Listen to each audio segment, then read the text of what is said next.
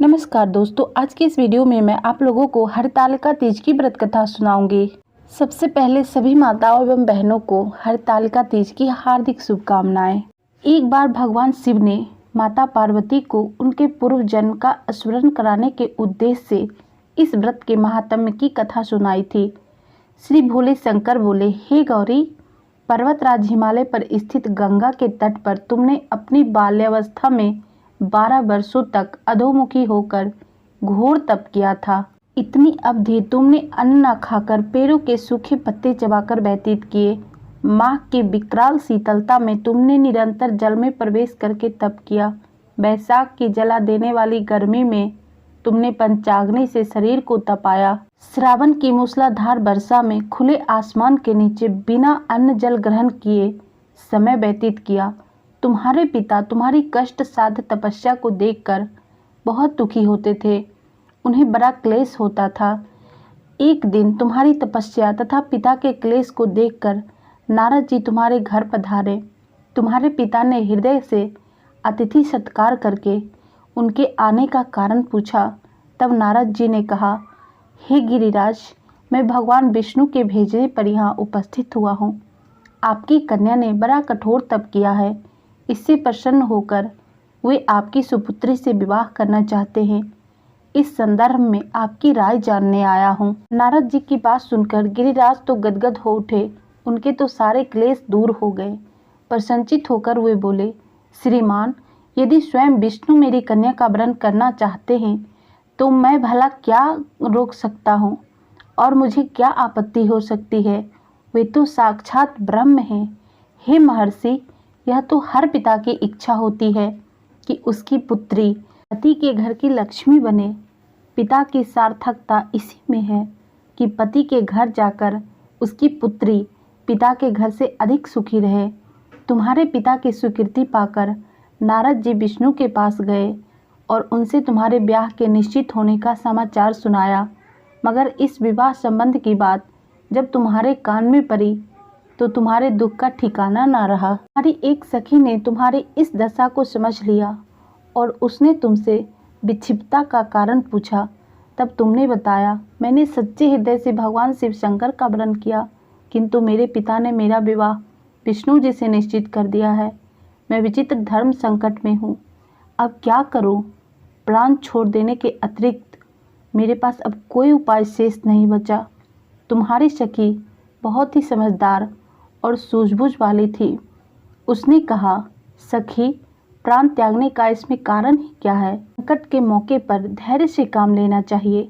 नारी के जीवन की सार्थकता इसी में है कि पति रूप में हृदय में जिसे एक बार स्वीकार कर लिया, जीवन पर्यंत उसी से निर्वाह करे। सच्ची आस्था और एक निष्ठा के समक्ष तो ईश्वर को भी समर्पण करना पड़ता है। मैं तुम्हें घनघोर जंगल में ले जाती हूँ, जो साधना स्थली भी है, और जहाँ तुम्हारे पिता तुम्हें खोज भी नहीं पाएंगे। वहाँ तुम साधना में लीन हो जाना। मुझे ईश्वर पर विश्वास है कि ईश्वर तुम्हारी मदद अवश्य करेंगे। उसकी बात मानकर तुमने ऐसा ही किया। तुम्हारे पिता तुम्हें घर पर ना पाकर बहुत दुखी तथा चिंतित हुए। वे सोचने लगे, तुम जाने कहाँ चली गई। मैं विष्णु जी से उसका विवाह करने का प्रण कर चुका हूँ। भगवान विष्णु बारात लेकर आ गए और कन्या घर पर ना हुई तो बहुत बड़ा अपमान होगा। मैं तो कहीं मुंह दिखाने के योग्य भी नहीं रहूँगा। यही सब सोचकर गिरिराज ने जोर जोर से तुम्हारी खोज शुरू करवा दी। इधर तुम्हारी खोज होती रही, उधर तुम अपने सखी के साथ नदी के तट पर एक गुफा में मेरी आराधना में लीन थी। भाद्रपद शुक्ल तृतीया को हस्त नक्षत्र था। उस दिन तुमने रेत के शिवलिंग का निर्माण करके व्रत किया। रात भर मेरी स्तुति के गीत गाकर जागी रही। तुम्हारी इस कष्ट साथ तपस्या के प्रभाव से मेरा मन आसन डोलने लगा। मेरी समाधि टूट गई। मैं तुरंत तुम्हारे समक्ष जा पहुंचा और तुम्हारी तपस्या से प्रसन्न होकर तुमसे वर मांगने के लिए कहा। अपनी तपस्या के फलस्वरूप मुझे अपने समक्ष पाकर तुमने कहा, मैं हृदय से आपको पति के रूप में वरण कर चुकी हूँ। यदि आप सचमुच मेरी तपस्या से प्रसन्न हैं तो मुझे अपनी अर्धांगिनी के रूप में स्वीकार कर लीजिए। तब मैं तथा अस्तु कहकर कैलाश पर्वत पर लौट आया। प्रातः होते ही तुमने पूजा की समस्त सामग्री को नदी में प्रवाहित करके अपनी सहेली सहित व्रत का पारण किया।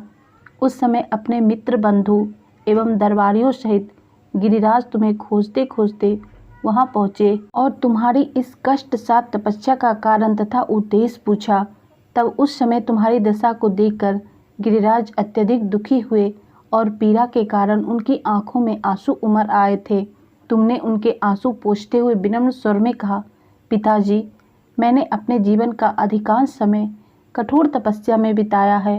मेरी इस तपस्या का उद्देश्य केवल यही था कि मैं महादेव को पति के रूप में पाना चाहती थी।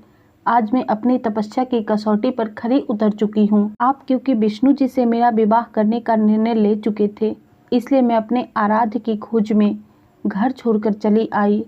अब मैं आपके साथ इसी शर्त पर घर जाऊंगी कि आप मेरा विवाह विष्णु जी से ना करके महादेव जी से करेंगे। गिरिराज मान गए और तुम्हें घर ले गए। कुछ समय के पश्चात शास्त्रोक्त विधि विधान पूर्वक उन्होंने हम दोनों को विवाह सूत्र में बांध दिया। हे पार्वती, भाद्रपद की शुक्ल तृतीया को तुमने मेरी आराधना करके जो व्रत किया था, उसी के फलस्वरूप मेरा तुमसे विवाह हो सका। इसका महत्व यह है कि मैं इस व्रत को करने वाली कुंवारियों को मनवांछित फल देता हूँ। इसलिए सौभाग्य की इच्छा रखने वाले प्रत्येक युवती को यह व्रत पूरी एक निष्ठा तथा आस्था से करनी चाहिए। दोस्तों, ये थी हरतालिका तीज की पौराणिक कथा। ये कथा आपको कैसी लगी अपनी राय में कमेंट बॉक्स में ज़रूर बताएं और चैनल पर नए हैं तो चैनल को सब्सक्राइब करके बेल आइकन जरूर प्रेस कर लीजिएगा, ताकि मैं जो भी व्रत कथा से रिलेटेड वीडियो अपलोड करूं उसका नोटिफिकेशन आप लोगों को मिल जाए। आज के वीडियो में इतना ही। मिलते हैं नेक्स्ट वीडियो में। हर हर महादेव।